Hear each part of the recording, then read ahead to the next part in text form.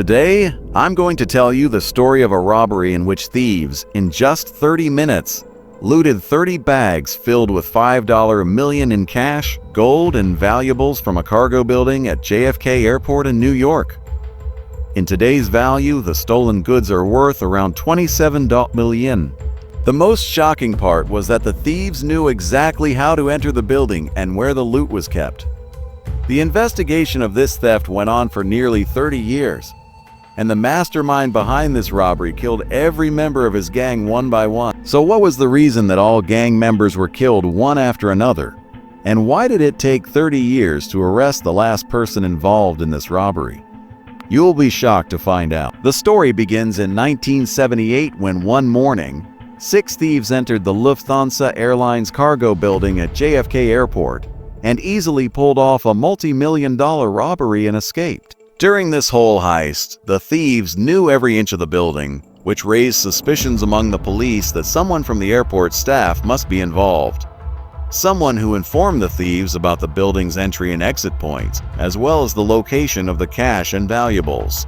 Police suspicion grew stronger when they found out that just one night before the robbery, $5 million had been sent from Frankfurt to the cargo building, which was meant to be delivered to Manhattan Bank in New York. Since the stolen amount included $5 million belonging to a bank, the case was handed over to the FBI.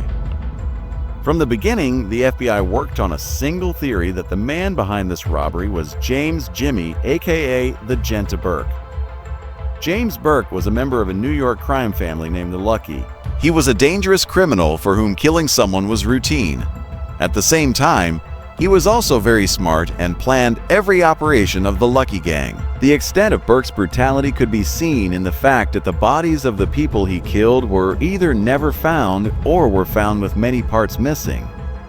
Although James Burke wasn't physically present during the robbery, he was the one who planned it. In this heist, the thieves stole $5 million in cash and valuable goods, worth $875,000 from JFK Airport. This robbery became so famous in America that people began to call it the Lufthansa heist. This wasn't James Burke's first robbery. Earlier in 1972, he had gone to jail twice where he was sentenced to 6 years because he had beaten a man named Gaspar Shi half to death. The reason? That man had lost some money to Burke's boss Casey Rosado in a gambling match and wasn't paying it back.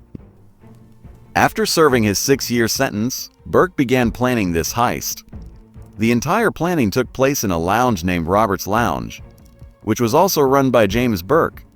This lounge was a common meeting spot for underworld criminals where they partied and made their plans. One reason for choosing this lounge for planning was that it was very close to JFK Airport, so airport employees also frequently visited. The planning was triggered by a piece of news that a Lufthansa airplane was bringing $5 million in cash to JFK Airport's cargo terminal, which could be looted along with other valuables. This information was given to Burke's close man Henry Hill by a man named Martin Kaufman, who got it from Louis Werner. Louis Werner worked in Lufthansa's cargo building and had earlier stolen $22,000 from there, but due to lack of solid evidence, he wasn't fired. As soon as Henry Hill gave Burke the info, he started planning the heist, using his connections in the Lucky crime family to arrange weapons and people to help carry out the plan. Burke's main target was Lufthansa Airlines cargo building because he already knew that $5 million in cash was arriving there. Although the cash stayed there for a short time, once the pickup van left, any incoming cash stayed there till the next day. Since it was foreign currency meant for exchange, it mostly contained small notes with different serial numbers. Burke then sent 2 of his men, Robert Frankie McMahon and Joe Buddha Manry, to meet Louis Werner and get as much info as possible about the building. Werner gave them every small detail, like how many guards were on duty, how many shipments came in, what time they arrived, and when security was weakest. After getting this info, Burke began assembling his gang, including only those with some skill useful for the robbery. The gang included Henry Hill, Thomas DeSimone, who were Burke's right and left hand, Angelo Seep, Louis Cafora, Mina Paulo, Lou Castro, and Robert McMahon. Burke even included his son Frank, whose job was to wait outside in a van so they could escape quickly. Another gang member, Parnell Edwards, was tasked with disposing of the van after the robbery. Each gang member was being paid between $10,000 to $100,000. Lewis Werner was promised 10% of the stolen amount for giving the shipment info. Now, with his full gang ready, Burke executed the heist on Monday, December 11th. At 3:00 a.m., 6 people wearing black clothes, gloves, and masks got into a black van and drove toward the airport. They used bolt cutters to break the lock and enter the building. Since they knew the place inside out, they disabled all alarm systems. 2 of them stayed outside with the van to alert others in case of danger.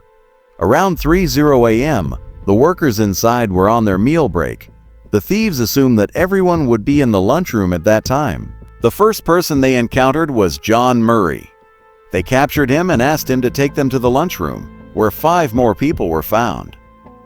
After handcuffing the 5, they blindfolded and gagged them and made them lie face down at gunpoint. In fear, Murray told the robbers that 2 employees were still missing: Rudy Ishri, the night shift cargo manager, and Kerry Whalen, the cargo transfer agent. Soon Rudy arrived on his own, saying he had been in the restroom. Kerry Whalen, however, hadn't arrived yet.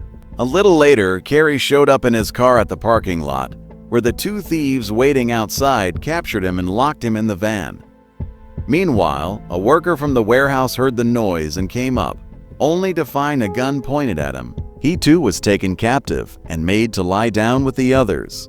Due to the night shift, only 1 security guard was present. Upon learning this, the outside thieves also captured and locked him in the van. Now, from guards to workers, everyone in the building was in the hands of the robbers. The robbers then took a rake and forced him to open the double-door vault. Once it opened, they filled all the cash and valuables into 72 cartons and loaded them into the van parked outside. During this time, Burke's son arrived with another van in which the rest of the gang escaped. Another thief drove away the van full of cash. Everyone had agreed to meet at an auto garage behind Burke's lounge, where Burke was already waiting. After reaching the garage, they transferred the stolen goods from the van to another van, and Parnell Edwards disposed of the vehicle used in the robbery. All of this was done within just 1 hour. The biggest airport robbery in all of America had been carried out, and it turned out to be a successful heist.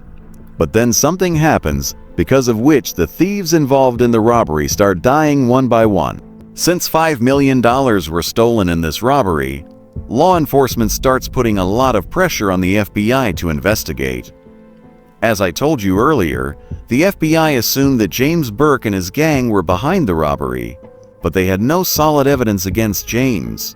That's why they wanted to get fingerprints of any one of the 3, James Burke, Tommy DeSimone, or Henry Hill. Along with this, the FBI wasn't getting hold of any stolen goods either, and that's why they weren't able to do anything. Due to this investigation, James Burke got completely rattled because he had already served 6 years in jail before. So he decided that if anyone tried to testify against him or betrayed him, he would kill them. And from here began the series of murders that continued for years. Parnell Edwards, who was given the task of disposing of the van, hastily disposed of the van near his girlfriend's house. As soon as the FBI found the van, they sent it for forensic examination. In the forensic report, the FBI found fingerprints of people who were often seen with James Burke. Now it didn't take long for the police to understand that James Burke was the one behind this whole robbery. Within just 3 days, the homes, phones, and cars of Burke and his gang were under surveillance. A few days later, the FBI heard 2 gang members talking about the robbery on the phone. They were discussing how much money was stolen and where the stolen goods were kept. James Burke sensed that the FBI had obtained some evidence due to the van, and now they were watching them. All this happened because of Edward Parnell's mistake. Then Burke had Edward murdered by Tommy DeSimone.